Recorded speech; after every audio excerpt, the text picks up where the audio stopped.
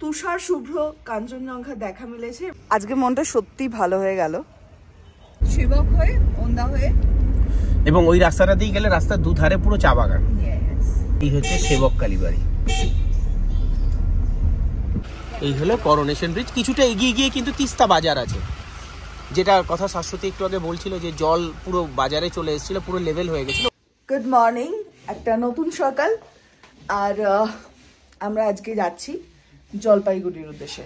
আরেকজন উঠে পড়ে চলে এসছে আমাদেরকে ডাকার জন্য, আর আমরা রেডি হচ্ছি। আর কিছুক্ষণের মধ্যে বেরিয়ে পড়বো, কারণ আজকে জার্নিটা অনেকটা লং, 4 ঘন্টা প্রায়।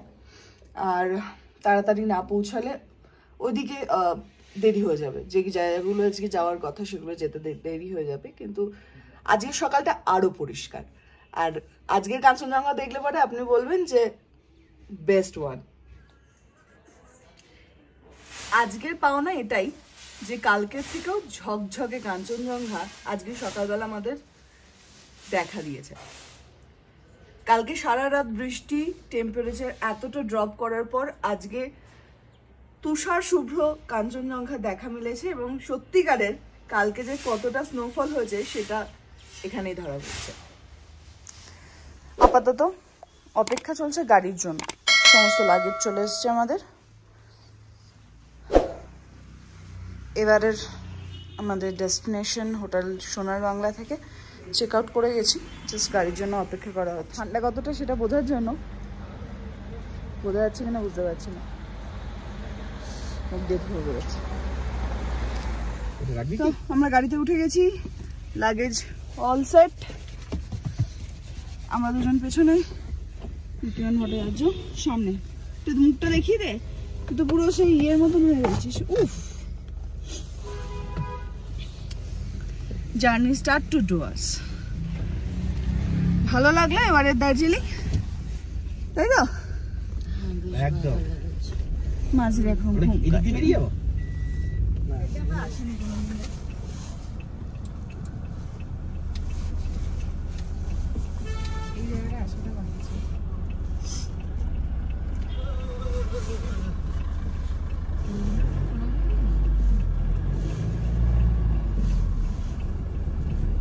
দার্জিলিং এর বিখ্যাত জায়গা।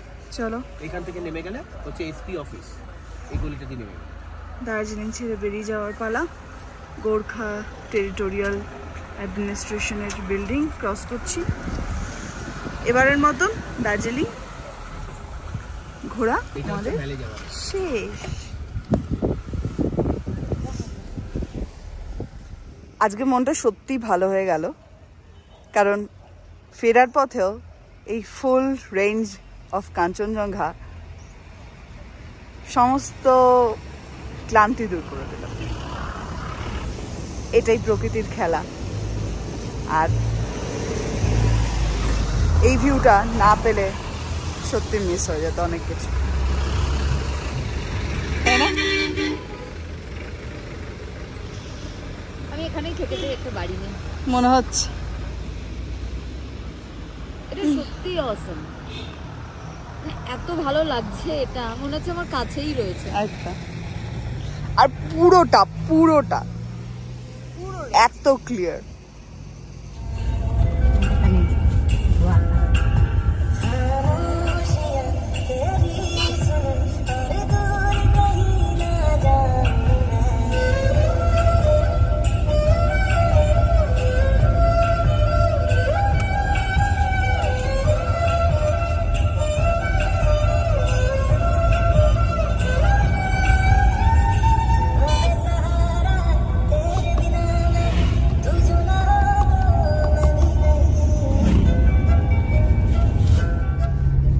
পাহাড় থেকে নেমে গেছি আমরা, টেম্পারেচারও বিরাট ফারাক। এগুলো আর কিছু গায়ে লাগছে না। আর নিচের দিকে যে বৃষ্টি হয়নি সেটা বোঝাই যাচ্ছে। গরম লাগছে যা পড়েছি, ভাগ্যিস আমি অতগুলো পরিনি যা বার করেছিলাম। বিভৎস গরম লাগছে। রোহিণী ক্রস করে এখন আমরা শুকনার জঙ্গলের দিকে এগোচ্ছি আস্তে আস্তে। কোথায় যাচ্ছি বলো? গন্তব্যস্থল মাদারিহাট। প্রথমে যাব আমরা এখান থেকে হোটেলে, একটু ফ্রেশ হব, কারণ কি অনেক সকাল সকাল বেরিয়েছি, আর কালকে যে হারে ঠান্ডা লেগেছে তাতে স্নান টান সেভাবে করা হয়নি, তো একটু ফ্রেশ হয়ে নিয়ে তারপর আমরা আমি যথেষ্ট বেরিয়ে স্নান পড়ব। করেছি রে। মাথা ভিজিয়েছিস না, তুই? তো এই যে কি লাইনটা আছে শাশ্বতী একটু বলে দে, চুল ভেজাবো না।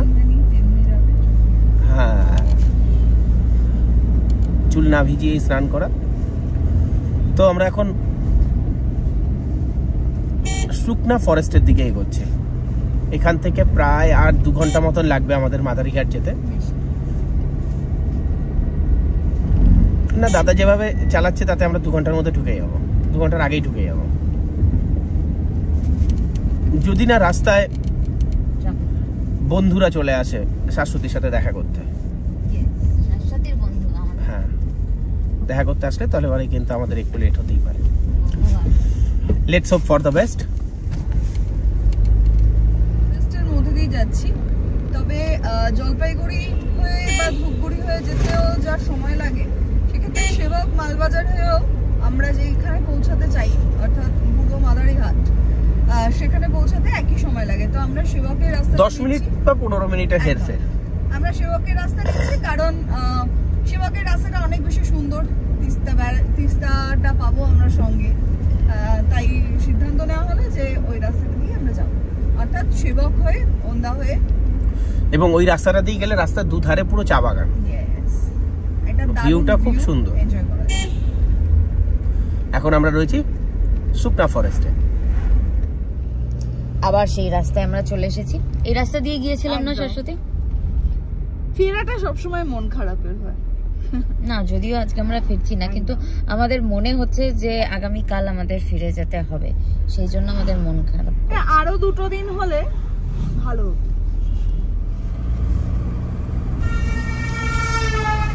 সেবক কালীবাড়ি আর একটু দূরে। আমরা কি সেবকের ওখানে একটু দাঁড়াবো করোনেশন ব্রিজে? করোনেশন ব্রিজটা একটু দাঁড়াবো, করব তাড়াতাড়ি যেতে যেতে আর কি, ওই আস্তে করে স্লো করে বেরিয়ে, হ্যাঁ একটু এদিক ওদিক করে ইয়ে করে। কয়েক মাস আগে এই করোনেশন ব্রিজের উপর দিয়ে জল হয়ে গেছে। না, জল হয়নি। না, জল হয়নি, কিন্তু একদম level জলের আছে। লেভেল না মাথা খারাপ, নিচ জলের দিয়ে ছিল। লেভেল 10 থেকে 12 ফিট উঁচু হয়ে বেড়ে গেছিল। এই রাস্তাগুলোর আশেপাশে চলে এসেছিল কয়েকটা জায়গায়, সেটা তিস্তা বাজারের কাছে। তিস্তা বাজারের কাছে, যেই জায়গাটা ভেঙে গেছে।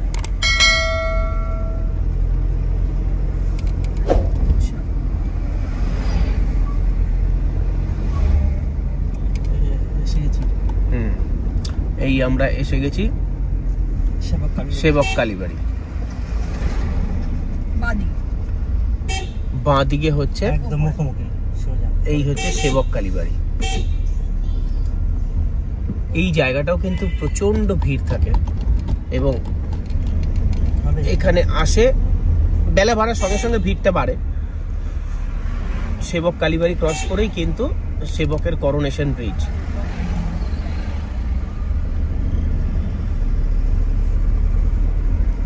এই রাস্তাটার জার্নিটাও বেশ ভাল লাগে, তবে এর থেকেও বেশি করোনেশন ব্রিজটা পার করার পর আমরা যেই রাস্তাটা ধরবো সেই রাস্তাটা কিন্তু খুব সুন্দর। রাস্তা গাড়ি চালিয়ে খুব মজা এই জায়গাটায়।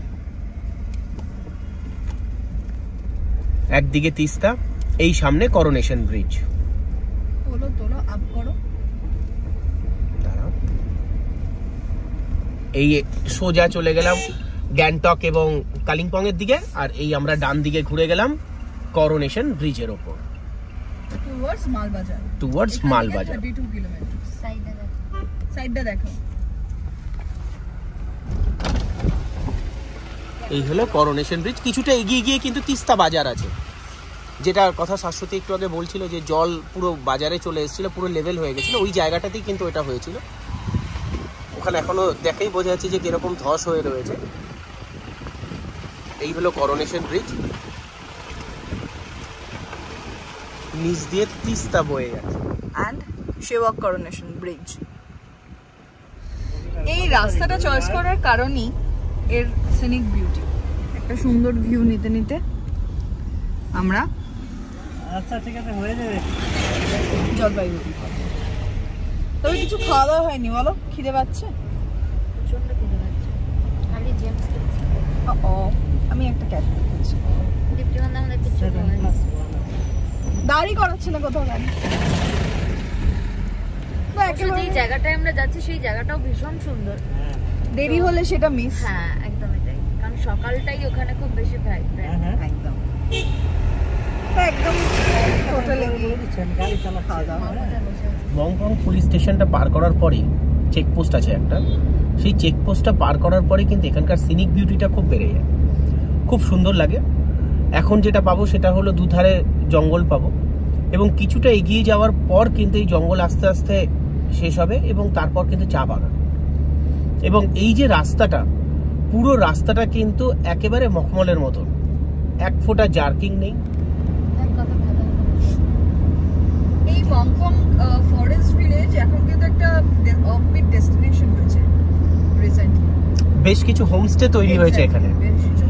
শুধু এইখানটা বললে ভুল হবে, এখানে যে ছোট ছোট জঙ্গলের মধ্যে ছোট ছোট যে ভিলেজগুলো রয়েছে না, প্রত্যেকটা জায়গায় কিন্তু হোমস্টে তৈরি হয়েছে বেশ, এবং সেই হোমস্টে গুলো এখন কিন্তু লোকেরা আসছে, থাকছে, আর রিজনেবল, যথেষ্ট বাজেট ফ্রেন্ডলি।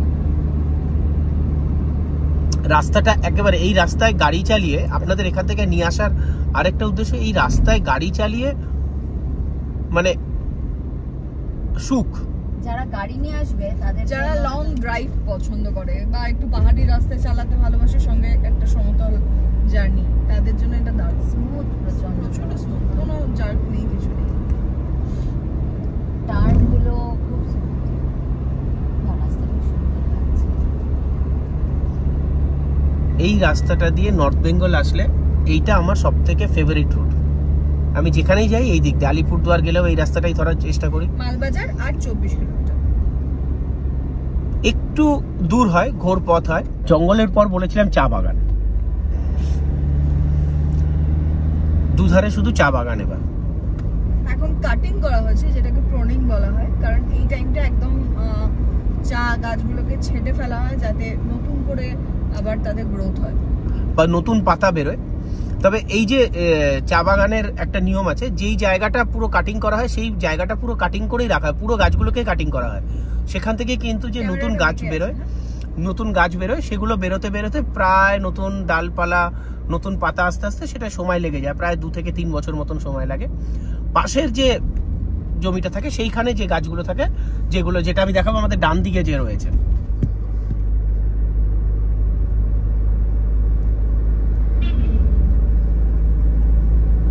শুধু এই রাস্তাটা দেখবেন, রাস্তাটা খুব সুন্দর। রিয়া, কিরম লাগছে রাস্তাটা? ভীষণ ভালো, খারাপ না। এই কে যাচ্ছে, কি যাচ্ছে? এই যে চা বাগানটা, আমরা এখন যাচ্ছি চালসা ফরেস্ট দিয়ে। আমার সঙ্গে যারা দুজন রয়েছে তারা একদম ঘুমের দেশে। প্রায় 3 থেকে 3.5 কিলোমিটার মতন লম্বা রয়েছে এই ফরেস্টটা।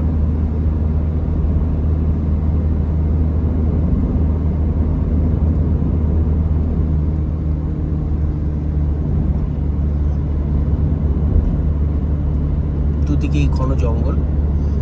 এখান থেকেই কিন্তু কিছুটা দূর গিয়ে একটা ডান দিকে এবং বাঁ দিকে একটা রাস্তা চলে গেছে, সেখান থেকে কিন্তু আপনারা লাটাগুড়ি ফরেস্টের ভেতরেও যেতে পারেন।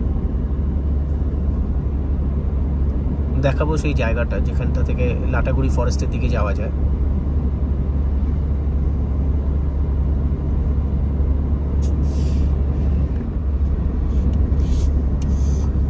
এই যে এই রাস্তাটা বলছিলাম, এখান থেকে ডান দিক দিয়ে গেলে লাটাগুড়ি 24 কিলোমিটার, আর ঝালং যেতে গেলে এখান থেকে 24 কিলোমিটার। অর্থাৎ আমরা মাঝখান থেকে বেরিয়ে গেলাম। বাঁ দিক দিয়ে গেলে আপনারা ঝালং চলে যেতে পারবেন 24 কিলোমিটার, এবং ডান দিক থেকে লাটাগুড়ি, এটাও 24 কিলোমিটার। তবে ডান দিক দিয়ে যে লাটাগুড়ির যে রাস্তাটা রয়েছে, সেখানে একটা ব্রিজ খারাপ হয়ে যাওয়াতে এই রাস্তাটা এখন ব্যবহার করা হয় না। কয়েক মাসের মধ্যেই হয়তো এই ব্রিজের কাজ শেষ, ঠিক হয়ে যাবে, এবং তারপরে এই রাস্তাটা, এবং এটা দিয়ে গেলে পরে কিন্তু পুরো ফরেস্টের ভেতর থেকে, লাটাগুড়ি জঙ্গলের ভেতর থেকে কিন্তু আপনারা পুরো লাটাগুড়ি পর্যন্ত পৌঁছে যেতে পারবেন। চালসা ফরেস্ট পার করেই কিন্তু জলঢাকা নদী। এখন সেরকম একেবারেই জল নেই বলা যেতে পারে,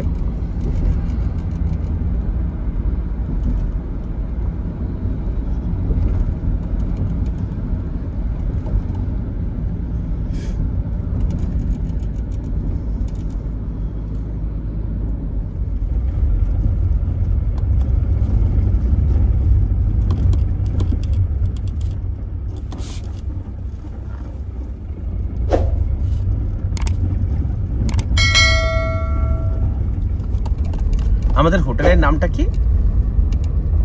দ্য রয়্যাল